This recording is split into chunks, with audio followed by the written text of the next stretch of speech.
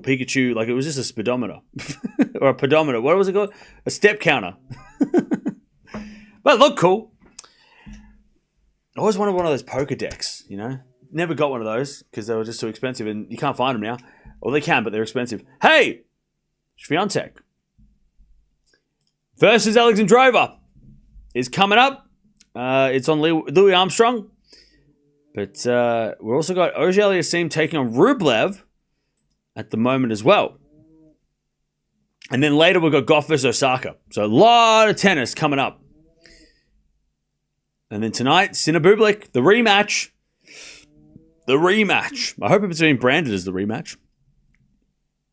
Swiatek will crush Alexandrova today. Okay. Shout out 1992. That's it. He definitely is not a gamer, but he will play occasionally. Okay, fair enough. All right, 15 love. As Rublev serves again. Let's get back into this match because I feel like I've been a little bit sidetracked.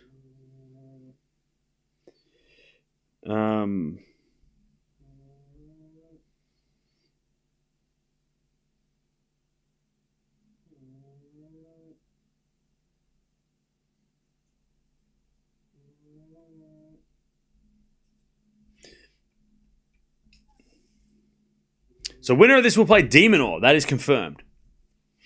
That is going to happen.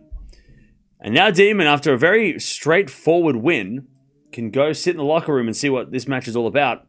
And also study this match. And study his next opponent, who are in a battle.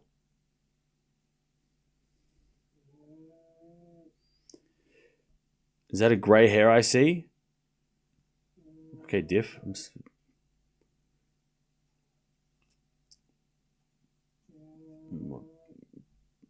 Why are you picking fights? It's Monday. Also, you've been timed out twice. Why? What's going on?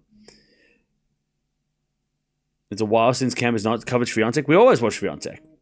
I think we've missed one match in like the last 3 years. All right, 15:30. FAA looking for that break.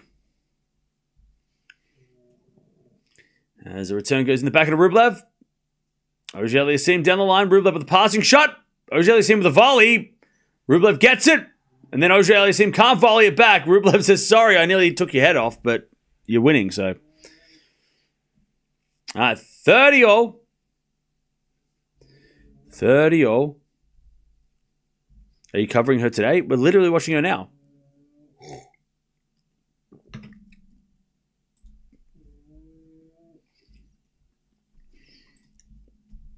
All right. Rublev trying to avoid disaster in this early part of the second set. Remember, Rublev was up 4-2 in the first set.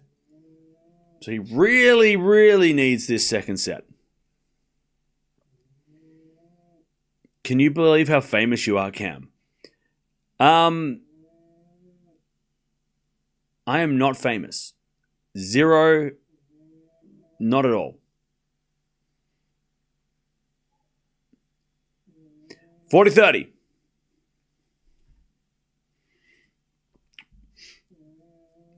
And I want to keep it that way. So I would like to keep it that way. 40-30.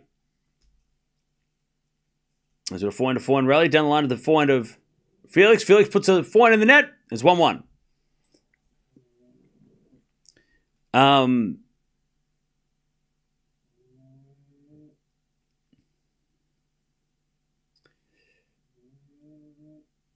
All right, 1-1. Mint slices in tennis at 3 a.m. I'm a certified savage. Linda, that is that sounds delicious.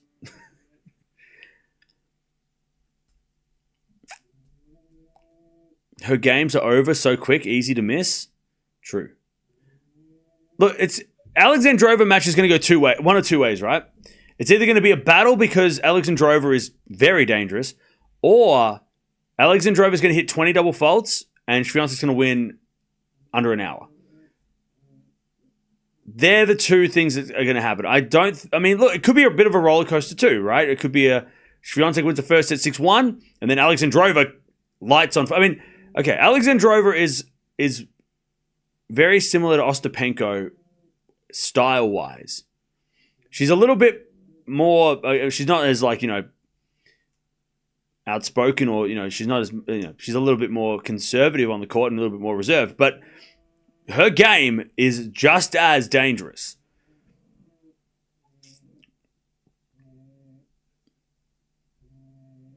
All right, 30 love. And she has beaten Swiatek before, so.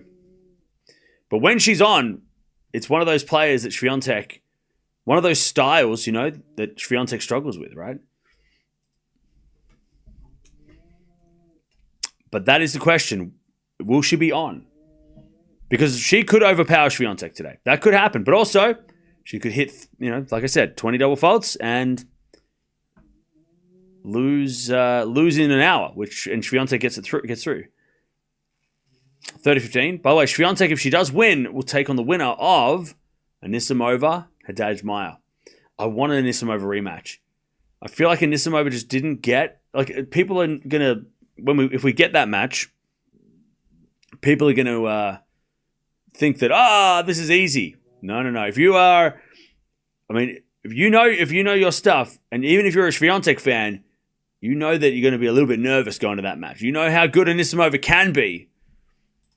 She might not have been good in that Wimbledon final when the stakes were so high and the pressure was there, and she was playing the undefeated finalist at Grand Slams, Iga Swiatek, the greatest player of this generation. But in a quarterfinal, maybe Anisimova might not be as nervous, and that could be very dangerous. But also, she has to beat Haddad Maia. 30-15, and Swiatek has to win today. As Rublev hits it out, it's 40-15.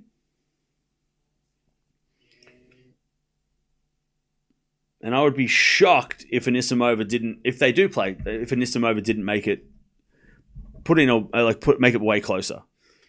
If it was a 6-2 or 6-1 again, or if that was the score, I'd be shocked. No, maybe not shocked, but I would be disappointed, because I think Anisimova's that would be disappointing. Anisimova said she wants the rematch. See, I love that attitude. I love it. I love that Anisimova's like, yeah, give me that smoke. I want to take Swiatek on. Like Thor versus Thanos. He got the shit kicked out of him on the ship, and then at the end of the movie, he's like, bring me Thanos. And I love that. Bring me Swiatek! All right. I don't know what happened. The men's match, 2-1. They changed ends. Are tennis players allowed to have Apple Watches during the match? Probably not.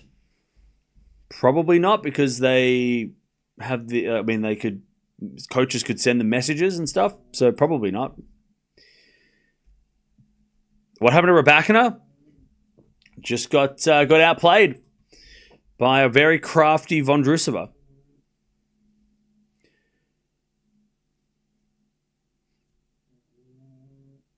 It'd be a night match if that happens. I'm just trying. Swiatek and Anisimova, or Gauff, Mukova. Let's say that's the match. Swiatek and Anisimova. I don't know. That's probably the night match, right? Because Gauff versus Mukova is. I don't know. Do they put Gauff at night? I don't know. I think both matches deserve the night spot. Anisimova is not as aggressive as she was at Wimbledon. Is not looking as aggressive as she was at Wimbledon. What do you mean? Like not looking as scary? Like she doesn't look as dangerous, or she's playing a little like she's not trying. What do you mean? I feel like she's wearing a heart rate monitor earlier this year. Yeah, I don't think players are allowed to wear, because there's a rule. I don't know exactly the rule. But I remember reading a rule that you're not, because remember how we had that phone issue where Tsitsipas went to the bathroom and everyone was like, he took his phone, he's talking to his dad, and his dad was on the phone in the stands and shit, and we had that whole thing 3 years ago. which I don't think was true because, I mean, he's not allowed to have his phone. But the rule, when I looked up the rules, it was you're not allowed to have any electronic devices when the match begins. So, like, between the change of ends or the end of the set, you're not allowed to look at your phone. And that would probably extend to any electronic device, right? Watches, any electronic device, you're not allowed to use during the match. I guess the exception, I don't know what Zverev uses to like monitor his blood sugar levels, but that would be a different thing, right? Nobody can text him from the stands. Plus, you can coach now, so why would the coach even need to be like, hey, I'll send you a message on what to do? They'll just tell you, right?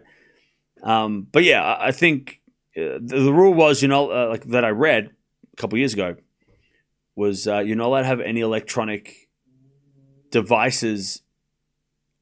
You're not allowed to use any electronic devices. Heart rate monitors. Well, heart rate monitors are a different thing, right? I mean, they're electronic and they're a device, but when I say electronic device, I'm talking about phones. I'm talking about iPads. We're talking about smartwatches. We're talking about all things that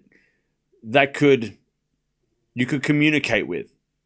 A heart rate monitor. I mean, what are you gonna do with that? Just gonna keep you. Just gonna check. You can look at the data later, right? I don't think that is there's probably an exception to that rule. Communication devices, yeah, that's probably a better term, because you don't see anyone with iPads out there. Everyone's got notebooks, right? But you can use pen and paper. As that drop shot's great by FAA. Rublev comes to the net. Felix with a lob. Oh, it goes in. Rublev's in trouble. 30-all. Felix comes in with a smash and puts it away. Great rally by Felix. Oh, wait, did he miss it? Did he miss it?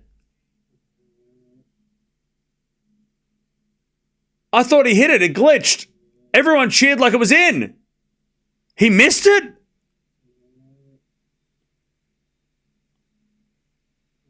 Oh! It was a tough smash, but he missed it by like this much. It glitched and then cut away. I thought by the crowd reaction, they all went, oh, yay! I thought they were cheering, but they were obviously in shock. 40-30. Holy shit. Chat, this is what happens when you're using the internet in Australia. It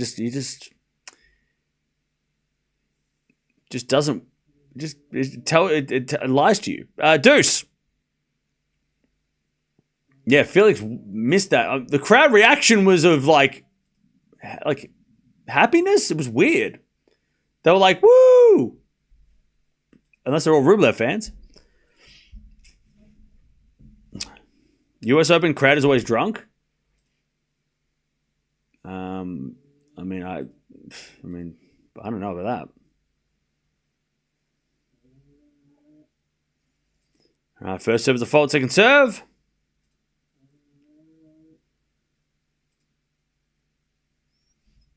Serve to the back into Felix. Back into Rublev. Into the forehand of Felix. Felix goes wide on the forehand. And it's advantage Rublev, who's just hanging on. He is just hanging on.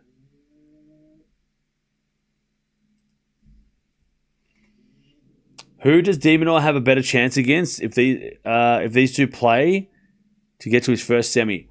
I think he would rather play Rublev. And I'll tell you why in a second. Forehand goes in the net by Felix, 2-2. I think he'd rather play Rublev because Rublev's never been to a semi. I know de Minaur hasn't, but de Minaur, no matter what happens, I think de Minaur is probably... I know these guys are higher ranked, but I have a feeling that de Minaur is probably going to be either a slight underdog or it's going to be even money, maybe. But I don't think Demon's going to be the favorite against either of these guys. I'm not sure what the head-to-head is, but I don't feel that Demon is the favorite against either of these guys. But because Rublev's never made a semi, and that's a big thing, right? Big deal, right? As a whole, he's lost 9, 10 quarterfinals, and no one's lost more quarterfinals than Rublev, right? That pressure, I think Demon will rather play that guy. Because that guy is going to be thinking about that. Whereas Felix has made the semis of a slam before, and he's also lower ranked. So in his mind, he might be like, well, you're top 10. I'm 23 in the world, 25 in the world. You're the favorite, right? I think Felix would probably have a little less emotional baggage and a little less, maybe a little less expectation, because he's probably thinking, well, if he beats Rublev, I beat Zverev, I beat Rublev, and now I'm here. Like, I'm playing. This is bonus time, right? I wasn't expecting to get this far. Maybe a little bit of nothing to lose, whereas De Minaur would have something to lose then, right? So I think Rublev, he'd rather play Rublev. And I'd rather see him play Rublev as a Demon fan. I think playing Rublev is a better idea, is a better choice. Thank you, guys. I'll check the. Why are they starting at 11:30 in the morning? What? Oh my God, US Open! What have you done to? What have they done? Why is the US Open starting at 11:30 a.m.? I thought it started at 1.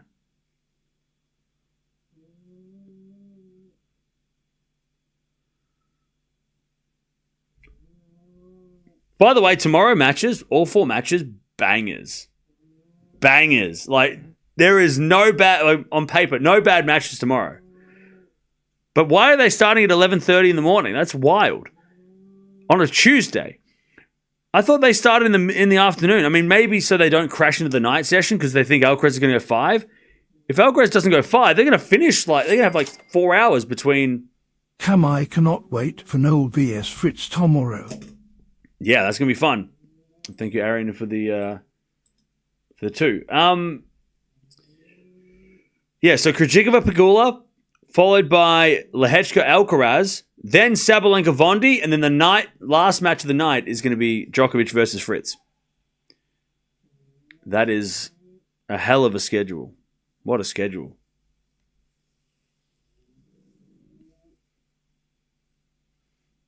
I just don't understand why it's starting so early.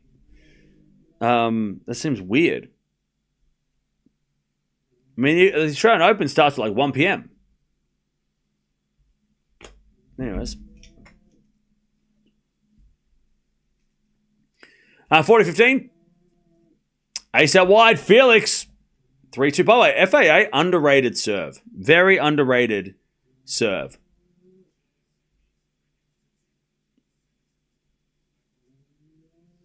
Very underrated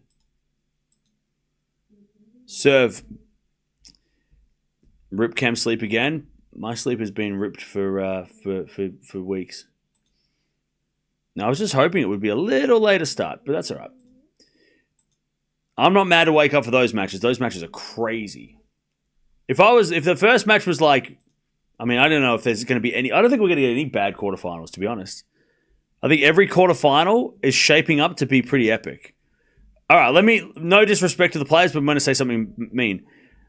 The worst quarterfinal we could have is if Munar and Bublik win.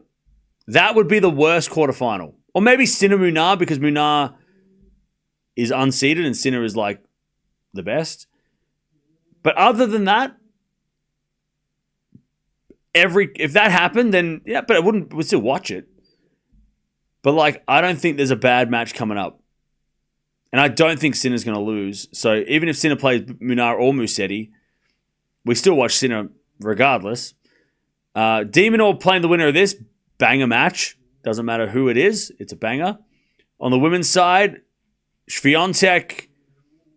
I mean, Hadajmaya Alexandrova is probably the least exciting match. I don't think people would be super keen to I don't think that match is super interesting, but still, I mean, one of them's making the semis, so that's a huge deal. But obviously, Swiatek and Nisimova would be epic. Kostrup Gauff or Mukova, or Osaka Gauff or Mukova. Osaka Kostrup or Mukova. I don't think that's a bad match. Anyone who wins those matches are going to be great. So there's maybe 2 matches that could happen that are but other than that, and I don't think we're going to get those matches or those matchups.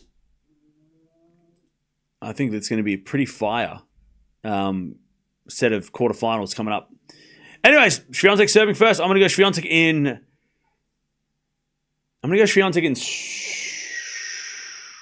straight sets. But close. I think Alexandrova's going to make too many errors. And Swiatek's going to clutch. Love 15. Is it a fault from Alexandrova? Second serve.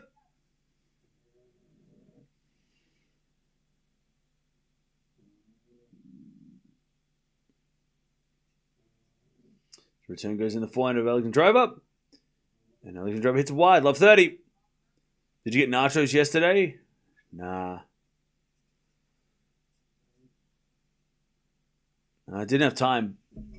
Maybe I'll get, maybe today. Anyways, forehand goes cross court into the net from Felix. 40 love. Also, chat went to the bakery. They had run out of pretty much everything. Australian internet must be okay because you're a good 30 seconds ahead of me. I mean, yeah. I mean, it's just glitchy as all hell. Love 40. Swiatek with a return winner.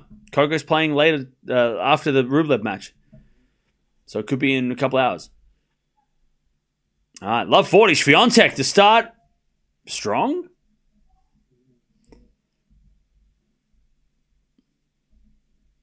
Love 40. Alexandrova serves again.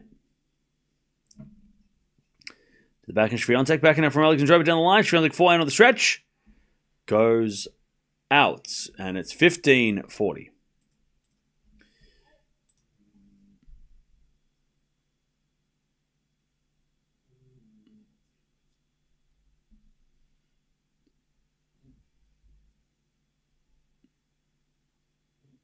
As a return for Swiatek goes to the forehand of Alexandrova. Swiatek forehand down the line as Alexandrova gets on the stretch. Swiatek backhand to the forehand of Alexandrova. Into the forehand of Swiatek. Alexandrova backhand cross. Swiatek goes down the line to the forehand of Alexandrova to the forehand of Swiatek who overhits it. And it is 30-40. Also 40-30 for Rublev to try and level the second. But he can't do that, and it's deuce. Diminor has had an easy road. Yeah, because Hashanov lost. Who was having a great season. Alexandrova in the net. There's the break. Swiatek 1-0. 1 love Swiatek. That's the start. As Felix gets to advantage, he's trying to get that break in the second. Rublev starting to get angry. And the crowd's starting to react to him. He just smacked the ball into the ground. And the crowd were like, ooh, he's not happy. Great return winner by Felix. Great return winner. Oh, Rublev slapped himself in the foot. Ouch. All right, Rublev serves.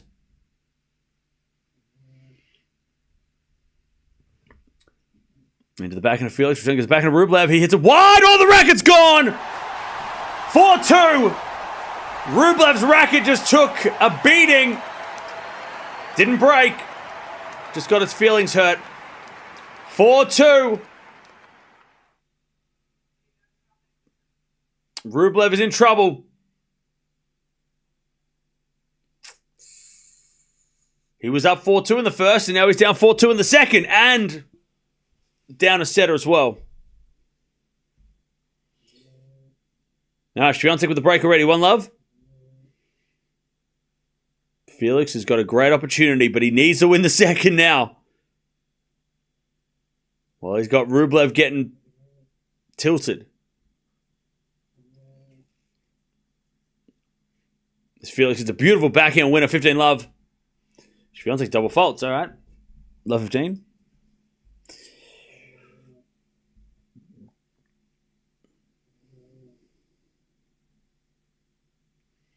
Love 15.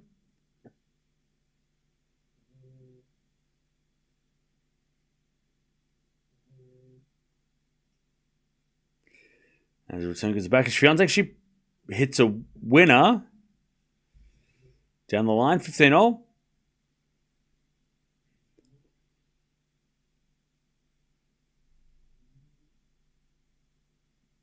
15 all.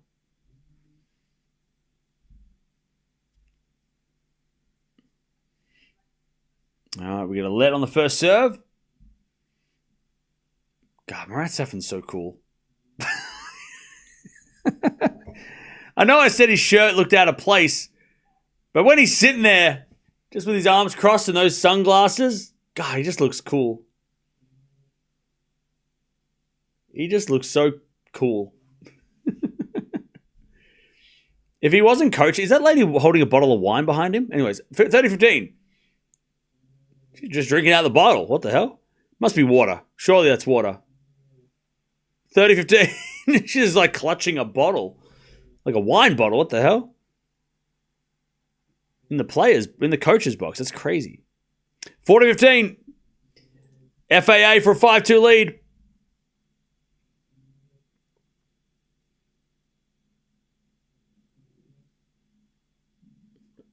Safin's got a date on a yacht later.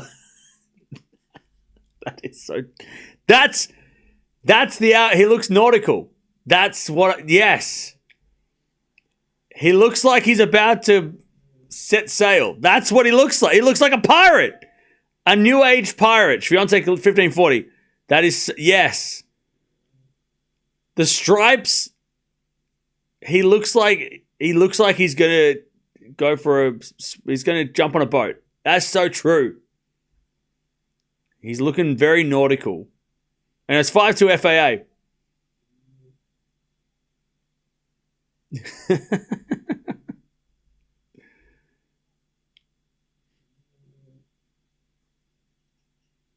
Sailing Safin, that's it. Anyways, Alexandrova breaks back. All right, 1-1. Alexandrova gets back that break. 1-1. Can Kostyuk beat Mukova? Yes. By the way, Igor Andreeva, who also played in the Safin generation, is coaching Alexandrova.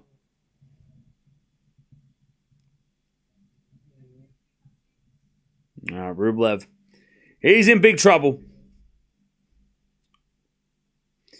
He is in big trouble.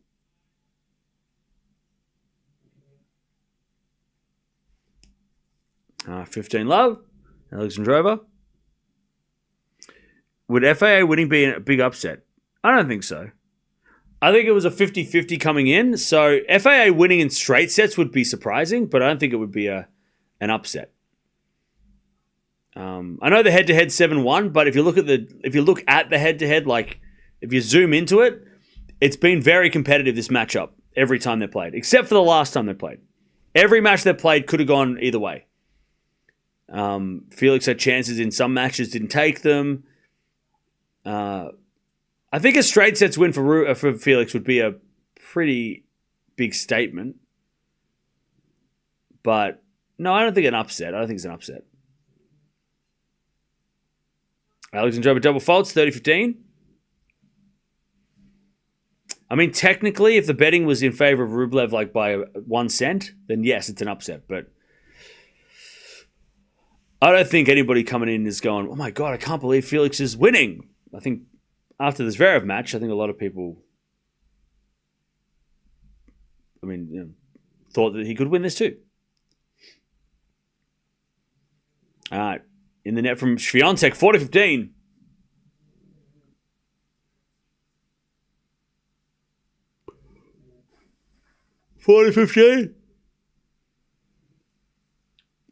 To take the lead, Alexandrova. She serves a fault second serve.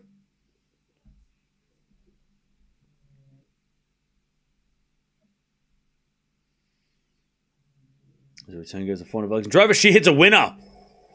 Does Alexandrova. That was a beautiful shot. And Swiatek is down. Alexandrova 2-1. 40-15, by the way. Rublev to make Felix serve for a 2-6-love lead. That was a crazy winner by Alexandrova on the back foot and just slaps it inside out for a forehand. That is power.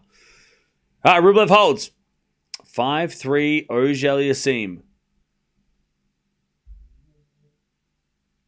5-3.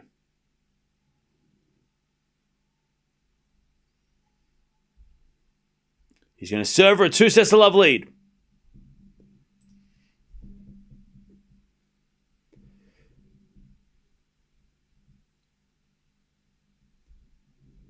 Five, 3.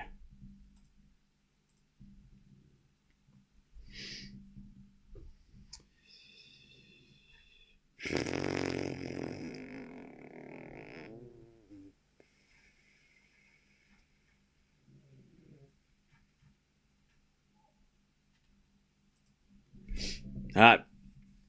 First serve is a fault. Second serve.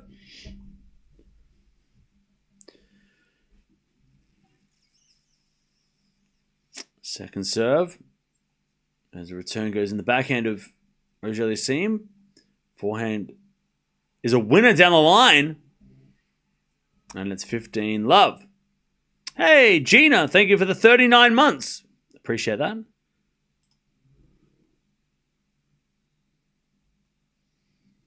Also, thank you, Tori, for the 3 months yesterday. By the way, chat, I think I'm gonna have to change the badges a little bit, because now that there's a 10-year badge, and I know there's some of you are almost at 5 years, which is crazy, but I'm gonna have to upgrade, change the badges, I think, somehow. So just be prepared. I don't know how I'm going to change them, but I'm going to have to add more of them. Because now YouTube are allowing that. 30 love. FAA 2 points away from the first 2 sets. And he was down a break in the first set, if you remember that. Rublev was in control. 30 love. As the return goes in the forehand of Felix. Forehand from Rublev down the line. Felix backhand on the stretch. As Rublev forehand in the forehand of Felix. Rublev forehand goes long. 40 love. Felix Auger-Aliassime for a double set. That's not a thing. For a 2-sets-to-love lead. 40 love. Don't worry, chat. I'll get you your stats in a second. I know what you're thinking. And I'll tell you. I'll give you the answer after this. 40 love. Felix with a fault. Second serve.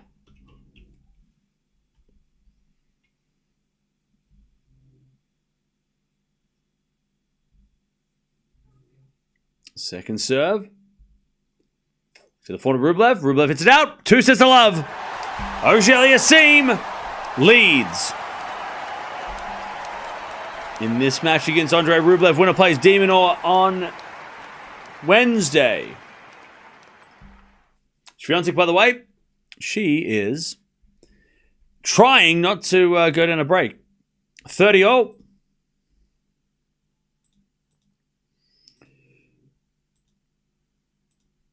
All right, 30-all.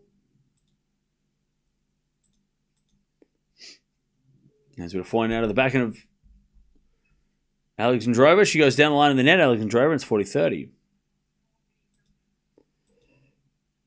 40-30. 6 times has Rublev come back from 2-sets-to-love. 6 times in his career. He's come back from 2-sets-to-love down. Actually, sorry, I lied. That's from 2-sets-to-1 down. 2 times. 2 times. He's come back from this position. And Felix has lost from 2-sets-to-love up 5 times. So there is an opportunity. But Rublev is going to have to dig deep. In fact, FAA has actually lost twice this year from 2-sets-to-love up. Australian Open against Fokina, he was up 2-sets-to-love and lost in 5.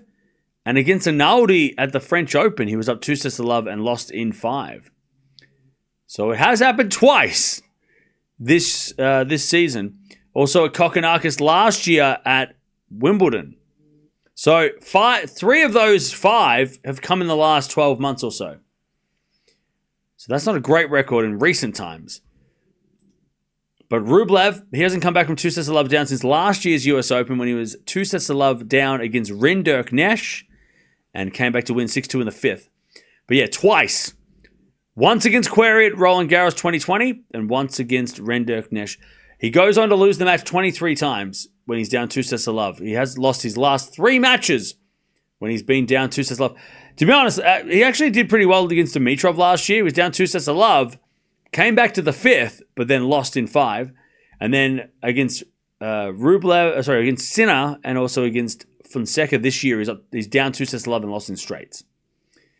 So I guess because he did it last year, 12 months ago, maybe he feels like, hey, I remember 12 months ago I was down 2 sets of love and I came back to win.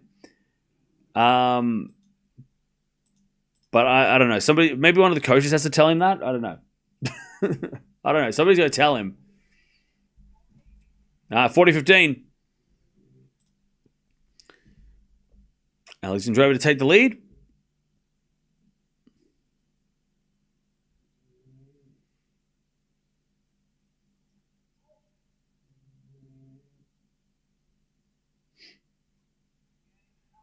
And she serves an ace. All right. By the way, Alexandrova, one of the I think maybe top 3 aces, ace machines, serve bots of the year. I don't know what to call her. She's actually number 4. She's hit the 4th most aces this year behind Raducanu at 1, Towson, Noskova, and then Alexandrova. But she's also hit the 3rd most double faults this year behind Gauff, Parks, and then Alexandrova. So 4th most aces, 3rd most double faults.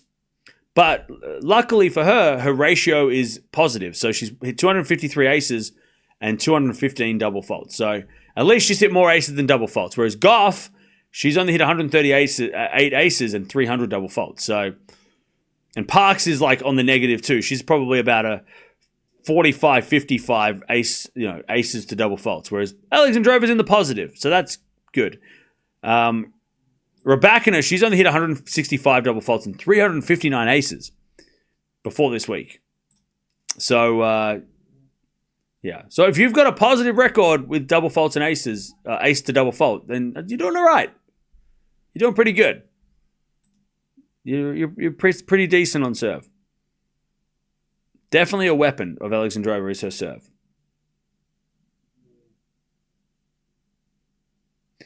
All right, Rublev trying to do the improbable.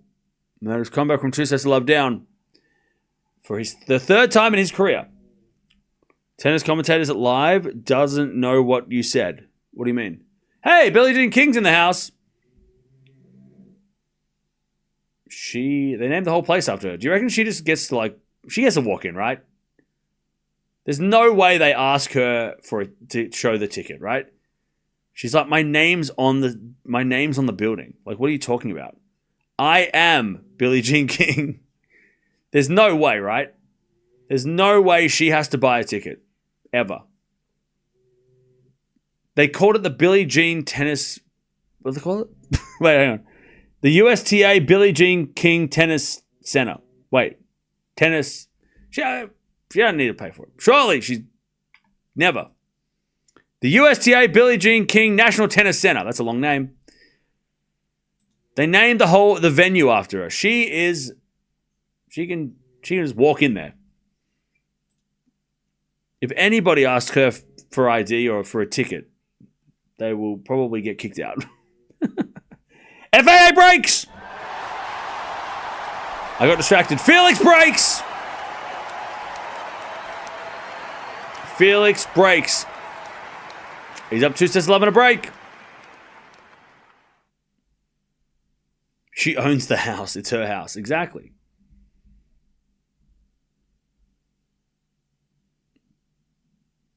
Okay.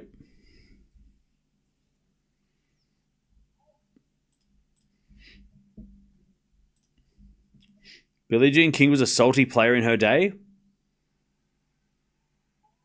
So, I don't know if that's true. I can't confirm that because I didn't watch her, but she's a legend, so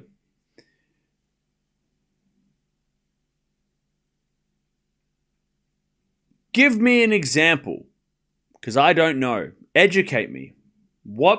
Tell me when was she salty? When she lost matches? And give me an example. I feel like if you're calling a player salty, you got to give me an example, right? Especially a legend like Billie Jean King. Anyway, Swiatek holds 3-0. 3-0 in the first.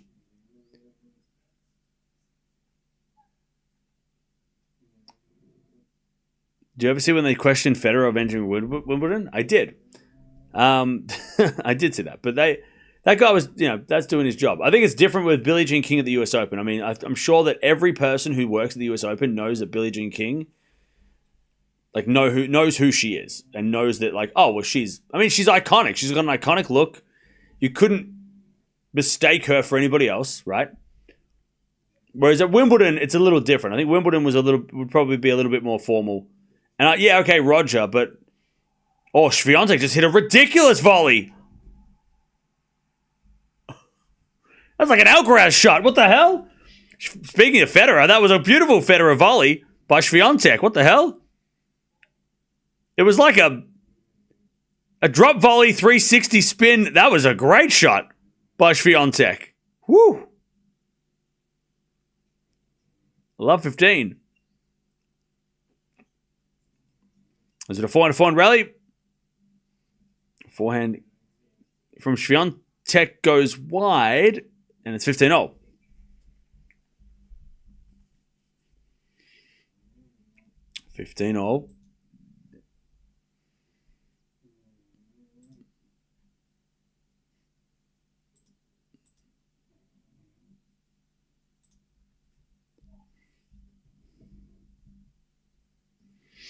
She was intensely competitive and criticized for it at times, as most ladies didn't show emotion on court.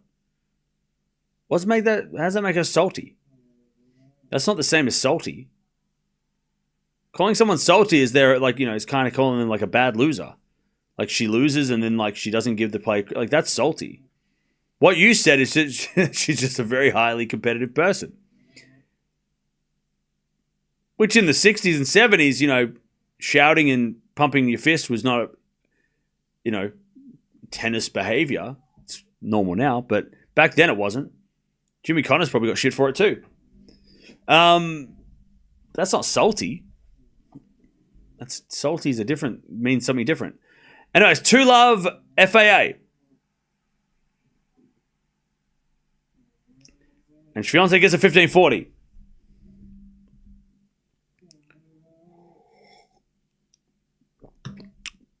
I've seen Billie Jean King walk into the place escorted by security, befitting the royalty. She is. I mean, yeah, she's basically the queen of the US Open. Oh, Alexandrova with a terrible drop shot in the net. 4-3. Yeah, Billie Jean King is basically she is the queen when it comes to the US Open. I know Serena is the queen of American tennis, but Billie Jean King, when she comes to this tennis, she is the queen for sure. Oh, Alexandra! I mean, she didn't need to go for that. She didn't need to hit that drop shot. She could have just hit a forehand regulation shot down the line. Swiatek was going the wrong way. She just outplayed her. She played herself. That was a tough shot though, very close to the net. But I think Alexandrova thought, "I'm gonna hit this hard," and then went, "Nah, I'm gonna hit a drop shot." Swiatek apologized. Maybe hit the net? Did it hit the net? Either way, Alexandrova shouldn't have missed that. Everyone at the gate waiting for the night session applauded as she entered. That's awesome. That is royalty. That's as close to royalty as you're going to get in America, I guess. That's yeah, that's true. That's lovely. I really love to see that.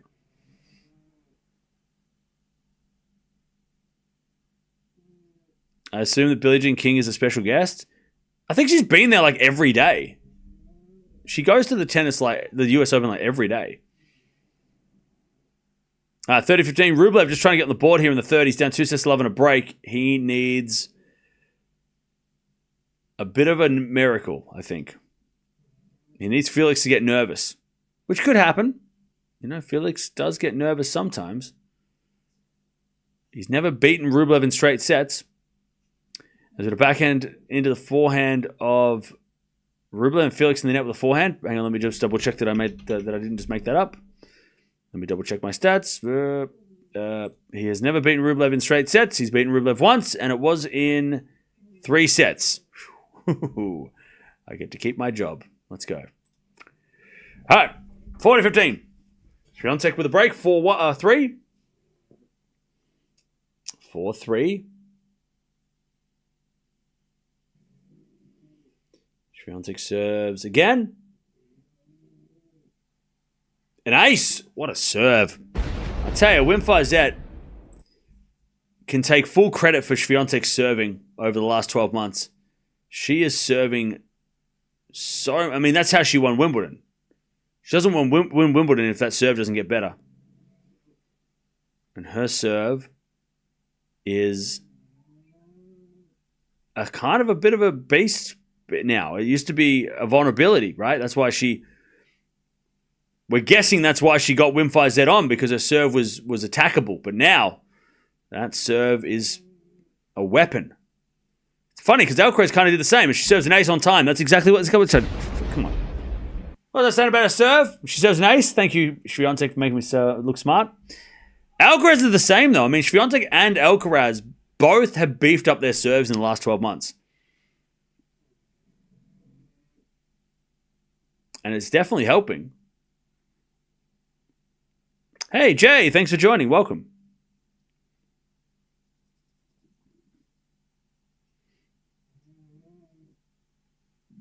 All right. 15-love as Alexandrova serves to stay in the set. By the way, the celebrities are all talking to each other. They're all wearing all black as well, which makes them look fancy. All right, 15-love. Mukova Kostyuk just started. All right. We'll keep an eye on that as well. Swiatek forehand down the line. As Alexandrova hits a backhand into the back of Swiatek. The backhand of Alexandrova. Swiatek backhand to the forehand of Alexandrova. Again to the forehand of Swiatek. Alexandrova gets on the stretch. Swiatek goes down the line. Alexandrova gets there with the backhand. And then Swiatek hits a backhand winner. Down the line. 15-all.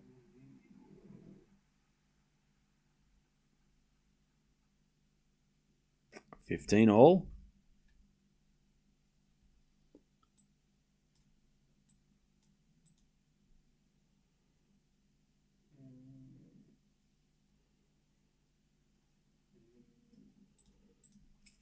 As Alexandrova hits a lovely cross-court backhand into the open court.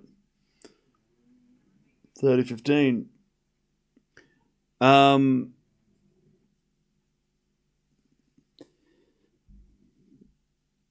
right.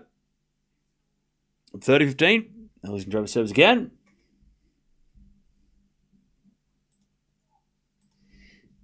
We had a fault second serve.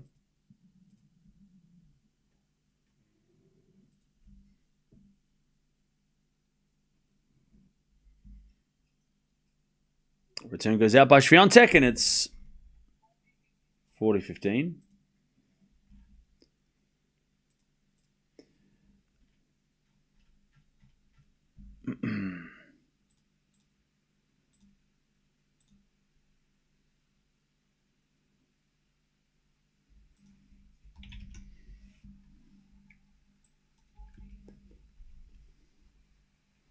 Ah, 40-30.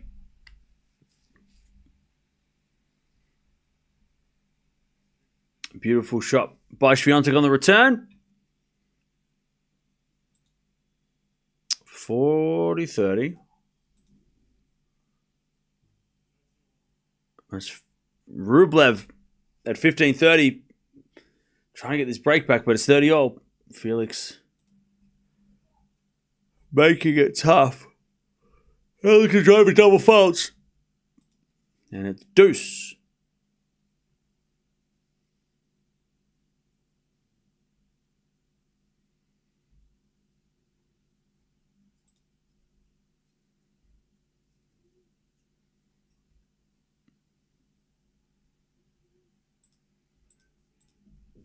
All right, breakpoint Rublev, 30-40.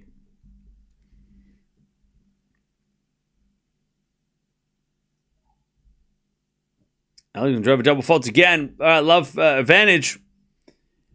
Advantage Swiatek to take the first set.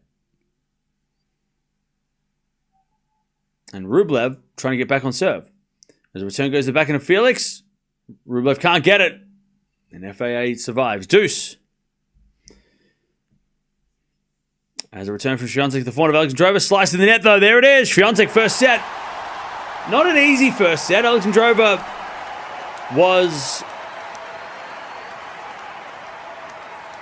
was dangerous at times, but I tell you what, those drop shots and those slice shots are not, she's not executing.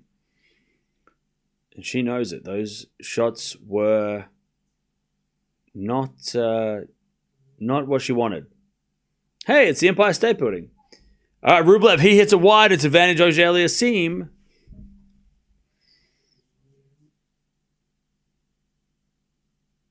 Imagine if Rublev breaks at 4-5.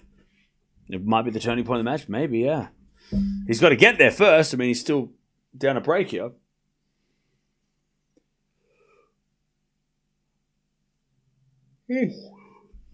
All right. FAA to go to 3. To go to 3-1. Rublev puts up a lob. And that goes out by Rublev. 3-1.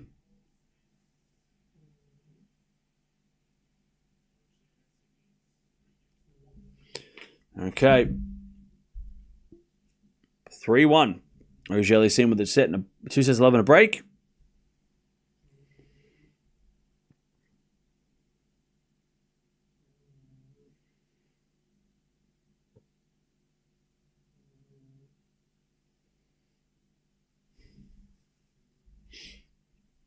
All right.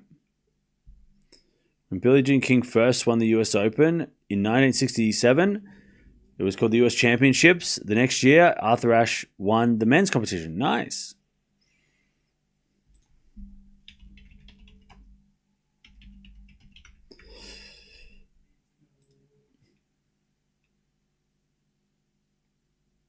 All right, 15 love.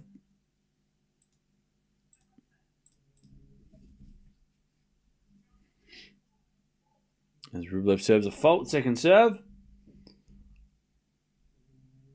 Let's see how Swiatek does in the second, if she's going to start to run away with it. Or if she's going to have to fight for it. Gauff versus Osaka comes on after this men's match. So stay tuned for that.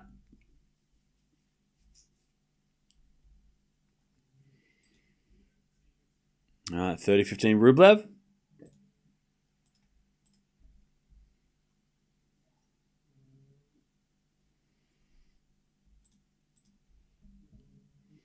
As Rublev serves again. An ace. 40-15.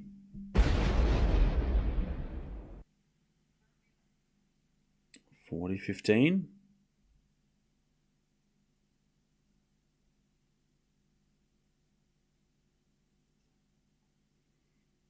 And then the return goes out by Felix. All right. Rublev holds. 3-2.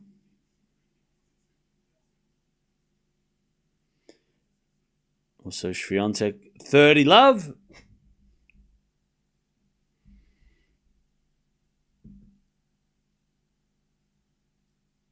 As a return from Alexandrova into the forehand of Swiatek. Swiatek gets it wide. 30-15. By the way, don't forget to like the video if you haven't already. Maybe you forgot. Maybe you came in here and you're like, I did that. Just go check. Maybe you didn't. All right, they're showing people on the screen. I can't see them, though. 30-15. Oh, they're showing the celebrities. All right, 30 all.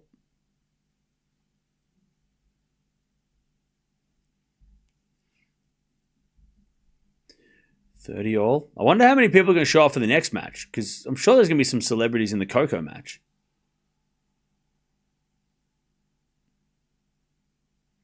30-all. As the return goes into the forehand, Swiatek. Forehand out from Alexandrova. Ooh, just goes long. 40-30.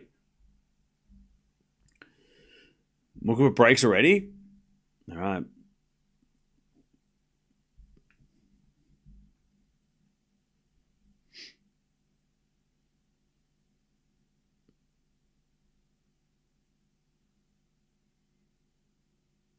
By the way, Chad, it would kind of be fitting if Swiatek did win Wimbledon and the US Open to end the year.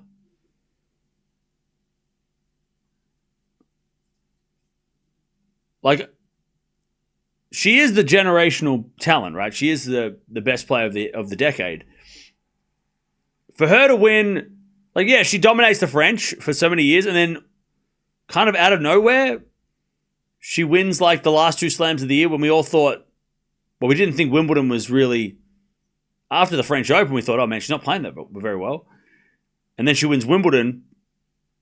And then to win the US Open as well and just end the year with both slams, you go, yeah, that sounds like something she would do. Like, eventually. Like, you know, that feels like that's what the best player, you know, of the decade would do. Would end the year off by winning both slams, then going to Australia to win 3 in a row. I mean, that seems like a Swiatek thing to do. When was the last time somebody won Wimbledon and the US Open back-to-back?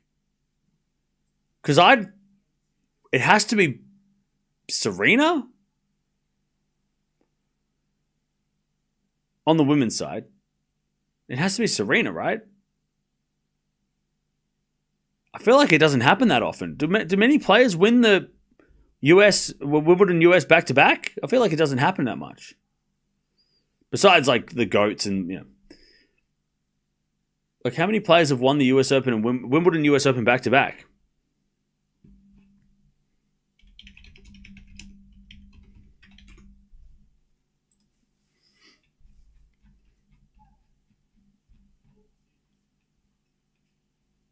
So, yeah, Serena back in 2012 did it.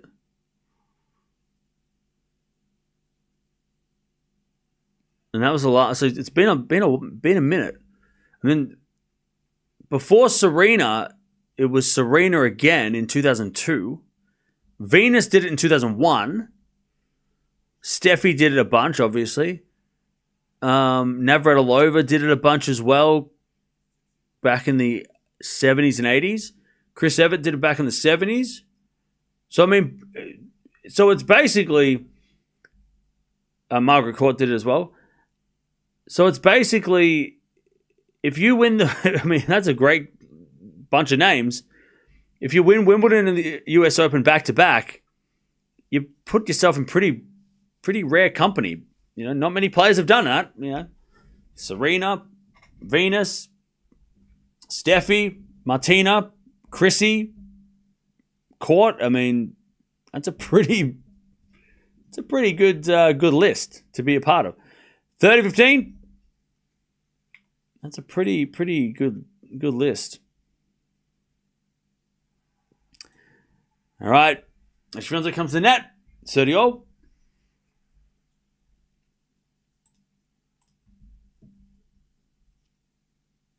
As that's a winner from Alcaraz.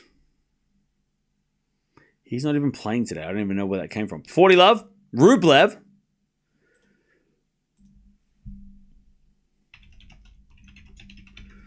Somebody asked, let's see, what about on the men's side? I'll answer that question as well.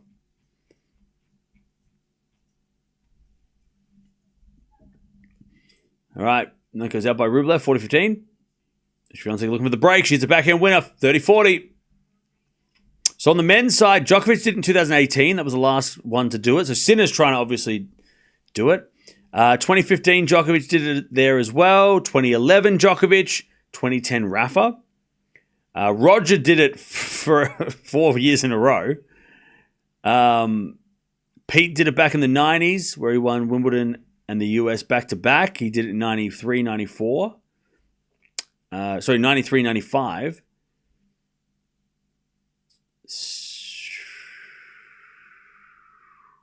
McEnroe in 84. Connors in 82. both did Wimbledon and the US.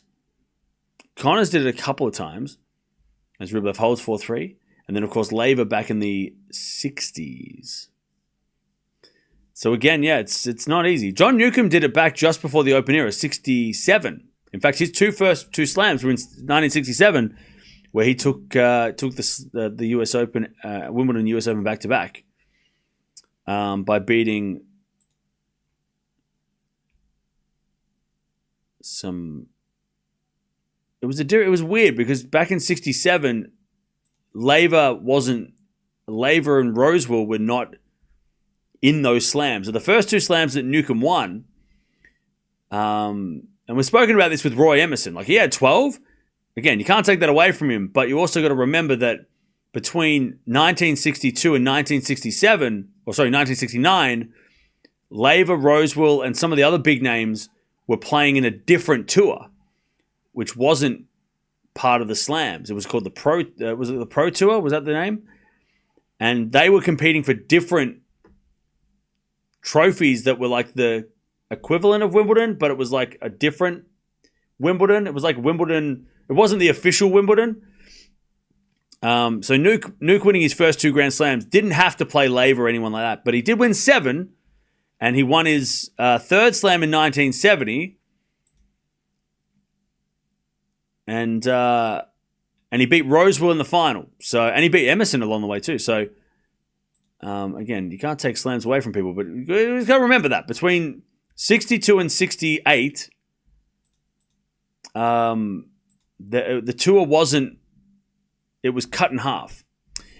Anyways, 1-1. Swiatek couldn't break, and Alexandrova hits a winner. Love 15.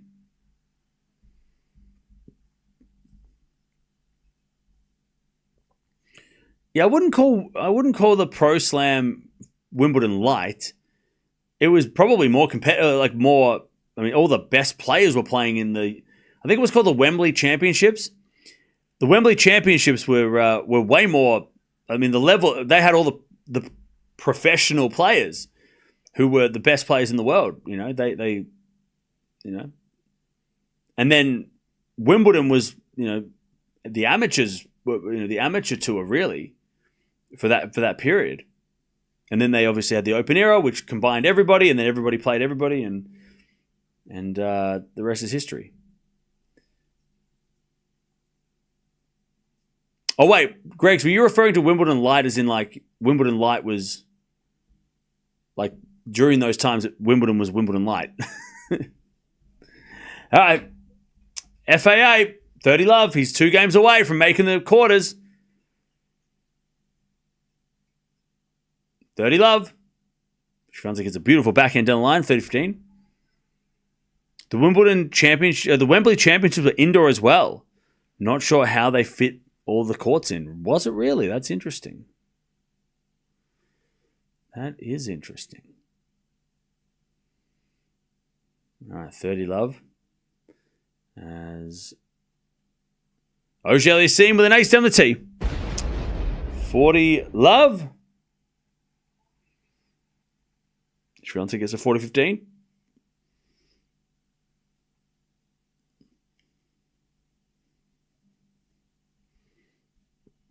Oh, sorry. Did Boris Becker also win? Did I miss that?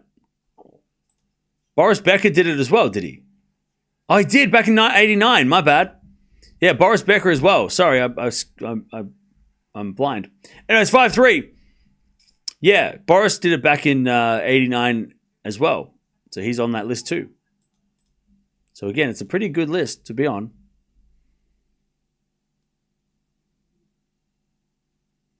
All right, Rublev 7 to stay in the match. It's been pretty straightforward after that first set. FAA's just kind of chilling. Hingis too. Jeez, did I miss? How many names have I missed? How early in the morning is it? Can't read. Oh yeah, Hingis did it amongst all the Steffi Graf name. Like, she did it so many times that Hingis was in there too. Yeah, you're right. Hingis did it in 97. Let me just check. Did I miss anyone else? No, I think that's about it. Anyway, still, Hingis on the list and Becker. I mean, both of them are still being on the list with them is pretty damn crazy. Also, the fact that Swiatek might have 7 slams by the end of this, like this time next week, is crazy. All right, Rublev holds. Auger-Aliassime is going to serve to win in straight sets. I mean, Swiatek having 7 slams. I feel like once you get to 7, that feels like a big number, like a bigger number. Like, ooh, 7, ooh, yeah, it's not 25, but like 7 feels like a serious number. Like you can win 4, and that's good. Like people have done that, but it's a good number. That's very, very good. But 7, oh, okay, we're starting to get close to double digits now. Like it's getting. That's a big number. I mean, yeah, compared to the men's side, I mean, 7 is like one of the top 10 best all time, right? But 7 on the women's side is not as. I mean, it has been done more, but it just does feel like we're getting close to 10. All right, 15. Especially considering that she'll have two US Opens, a Wimbledon, and 4 French Opens. Like 2 US Opens and a Wimbledon is very nice. And Swiatek's going to win the Australian Open eventually. She's going to get the Australian Open eventually.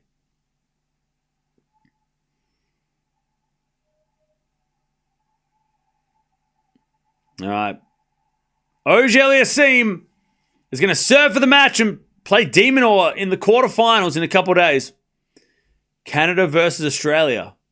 You know it's going to be a fiery chat that day. 5-4. As Rublev hits a return off the tape, Felix comes in and puts it away. 15-love. Pretty clinical, by the way, by Felix. Besides losing like an early break in the first set, he's cruised. 15-love. Swiatek 15-30, by the way. As she tries to break.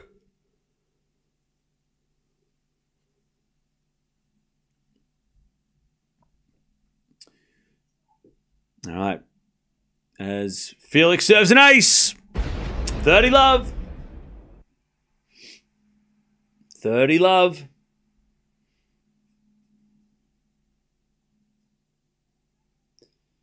Love. 2 points away. Swiatek, by the way, has got break points. All right, 30-love. As the return goes in the front of Felix. Oh, and he hit the line. Rublev was hoping it was long, but no shot. 40-love. 3 match points for Auger-Aliassime to just dominate Rublev, really. I mean, this has been super one-sided. Swiatek breaks, she's up 3-1 in the second. Felix serves. A fault. Second serve.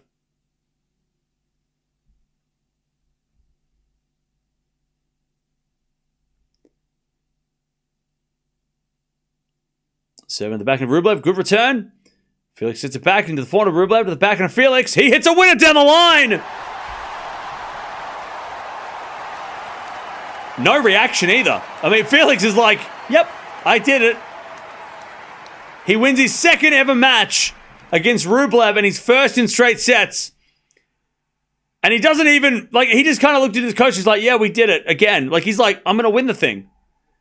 Now he's throwing fists. But yeah, I mean, what the hell? He's just like, I won. All right, now he's going to play Demon. Well, that's a fun match. I don't know what that's going to look like, but we're going to watch it. All right, FAA beats Rublev. By the way, I know I did say that it should be 5 sets this match. I stand by that. Even though it wasn't. Man, but Rublev, after that first set, I mean, look, it's weird because Rublev didn't even really he got angry. He definitely got angry, especially after losing the break in the first set, but he didn't lose his cool that much, Rublev. He kind of just got outplayed and didn't seem that bothered at the end. I mean, Rublev didn't look that pissed off in the third set. Second set, there was moments where he was a bit annoyed, but yeah, Rublev, his temperament was pretty chill, besides the throwing the racket in the first set. Other than that, Felix just too good. De Minaur Felix is going to be really good. Because De Minaur is going to get a lot of those shots that Felix hit back. That's going to be a fun match. What's their head-to-head? That's going to be really interesting.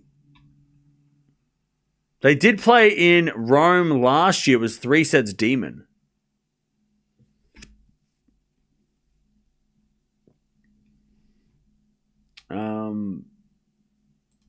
Which was interesting. 2-1 Felix. Okay. They played 3 times. No Grand Slam matches, but the two matches on hard courts, Felix has won. But they were back in 2022. And Demon in 2025 is a lot different than 2022. And they played on clay, and Demon won that last year. But that, again, Felix was coming off the Madrid final, so you think maybe there was a bit of fatigue there. But it's going to be a good one. It's probably going to be a 50-50. Maybe Felix the favorite just because he's won the last 2 matches and here with by beating 2 really good guys. Man, but FAA, one of them's going to play possibly Sinner in the semis. So, all right, 40-30, Swiatek to go to 4-1. And the backhand goes wide, Alexandrova, 4-1, Swiatek in the second. All right, if you want to keep watching the Swiatek match, we've got Gauff versus Osaka coming up next as well. But jump on over here and keep watching. If you want to keep going with this Swiatek win. So far, so good. But Auger-Aliassime wins. Straight sets, 5, 3, and 4. He beats Rublev, and he's into the quarterfinals of the US Open again. Okay. All right, now Swiatek versus Alexandrova. Gauff Osaka is going to come up in probably about 10 minutes. So we'll see whether or not the Swiatek match ends before then. Peter! Enjoying this US Open with you also. Czechia is on fire. If Muchova wins and Gauff or Anisimova loses, they will have the most players remaining. Yeah, thank you for the 5. Yeah, Czech players have been great. Also, Chad, how have you rated the US Open this year? Because I know last year we all and it's not the US Open's fault. It's really because the other slams were so good. Last year's US Open didn't feel like it was as eventful or didn't feel sort of, I don't know, it just kind of felt like it was a little bit mid. How has this US Open felt? Have you enjoyed it? Has it been good? Are you still like, it hasn't been great yet? Give it a rating out of 10.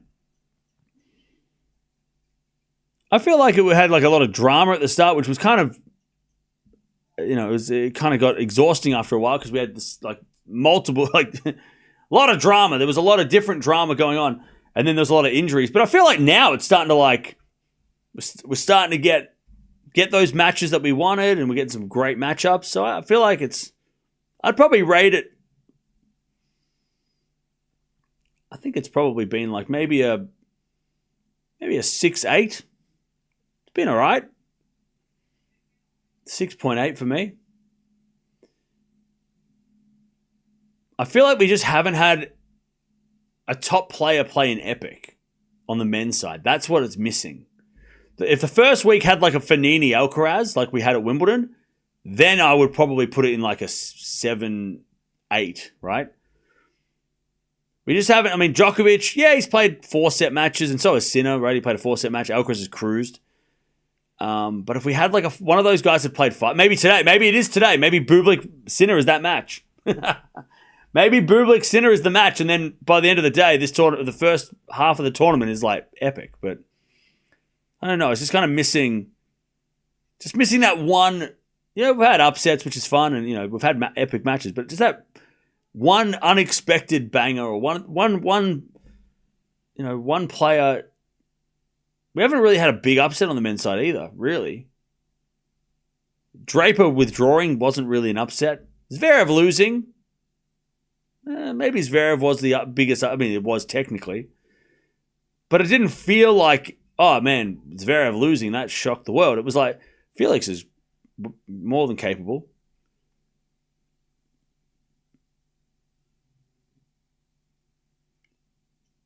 And on the women's side, we've had Keys losing and Andreeva lost as well. I feel like definitely on the WTA, there's been a lot more like epic matches. Swiatek, by the way, 30-40, she is cruising, and it's just under an hour, and she is trying to get this done so she can watch Coco versus Osaka with us. All right, 30-40. There's a bit of fault second serve.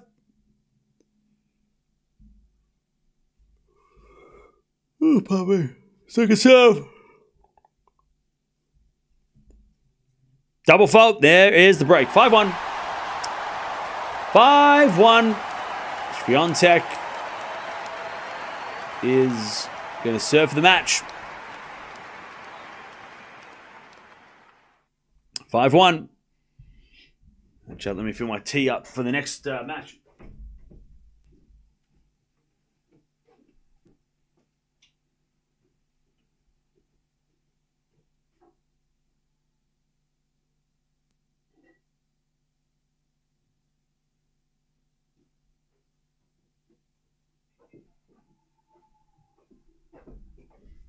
All right, 15-love. Swiatek serving for it.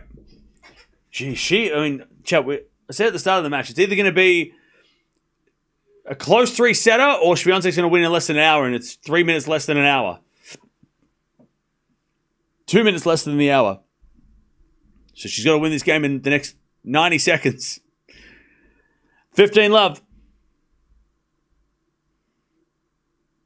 Oh, she double faults. Oh, no.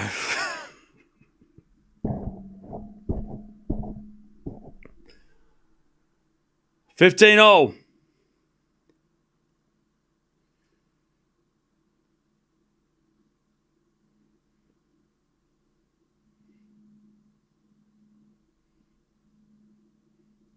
Serving to the front of Alexandrova. Good return. Swiatek gets it. Alexandrova slice. And Swiatek comes net with a backhand inside out winner. 30-15. 30-15.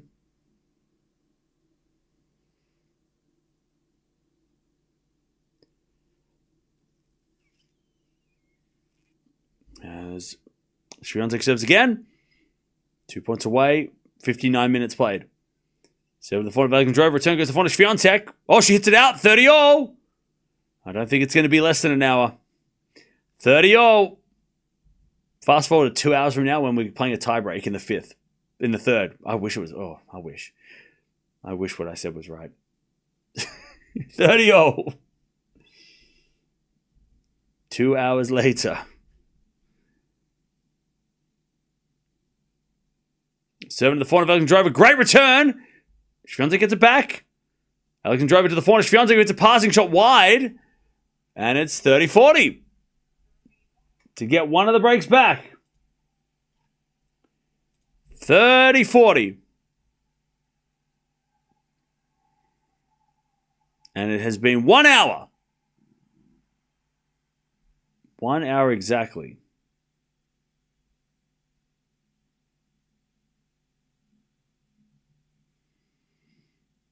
Serve.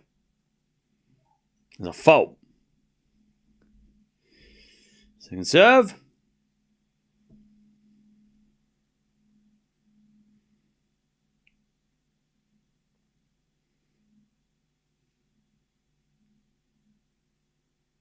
Second serve is a let.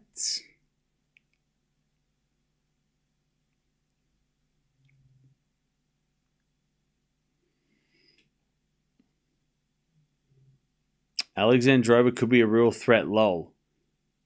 Yeah, she could have been 30-40. By the way, if Swiatek loses this match, I'm pointing at you. All right, deuce.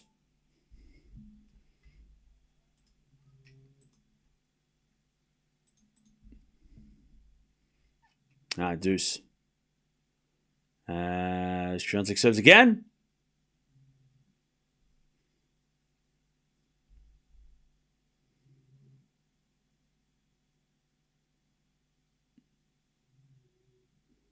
No, not you, Justin. Justin Green. There's a back. Return goes to the back of Swiatek. 4 now from Alexandrova. Swiatek puts up a lob, but it's wide. All right. Advantage Alexandrova.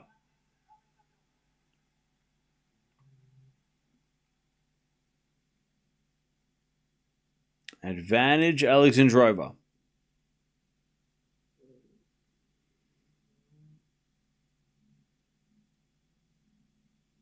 Comeback starts now. Nope. Return goes in the net. All right. Back to deuce.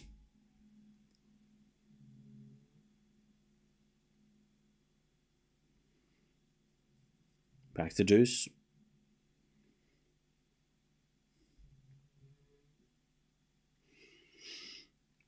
Swiatek serves again.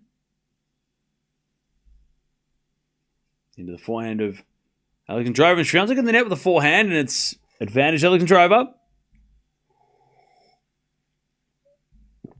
Advantage Alexandrova.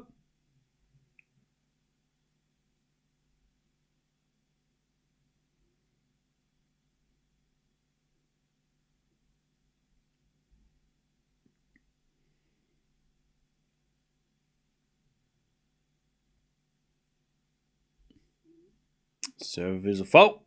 Second serve.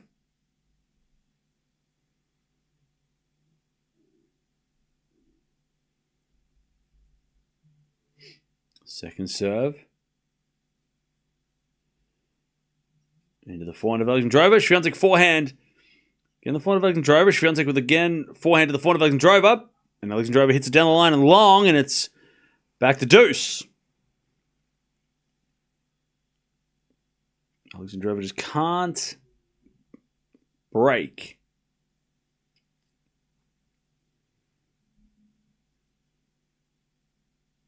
Still a long way away from coming back, but deuce. Swiatek serves. Down the tee. Too strong. All right. Match point Swiatek. Take her spot in the quarterfinals, where she'll take on the winner of tonight's match between Anisimova and Haddad Maia, which is happening after Sinner, so it's going to be late. Serve is a fault.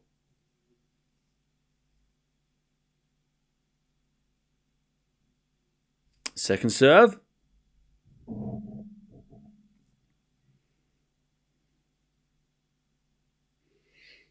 Into the backhand, Alexandrova. Swiatek back into the lines. A winner. There it is. Swiatek's into the quarterfinals again at the US Open. And she will take on the winner of tonight's match. So we won't know for a long time until, some of you won't know until tomorrow when you wake up who Swiatek's going to play, but she's in the quarterfinals. GG's. Solid win. Solid and straightforward. Because we know how the Kalinskaya match was a little bit sketchy. It was a little bit sketchy in the first set anyway. But that was as straightforward and as simple as it gets for Swiatek. Again, against somebody who has been dangerous against everyone, not just for Swiatek, but she's been, Alexandrova's beaten Sabalenka. She's, bullied Gauff as well. I mean, there's just been a lot of, she's been a problem. Okay. If you want to keep watching, we're going to be watching Osaka versus Gauff, which is coming on right now. So this is actually perfect. So I'm going to go fill up my tea. I'm going to be back to watch match of the day. I mean, it definitely has potential to be match of the day. But Swiatek wins 6-3, 6-1. She's in the quarterfinals again. And she's going to find, we're going to find out later who she's going to play. It could be Anisimova, which is a rematch. It could be Haddad Maya. Thank you, James, for the $5. But Swiatek wins. Gauff versus Osaka next.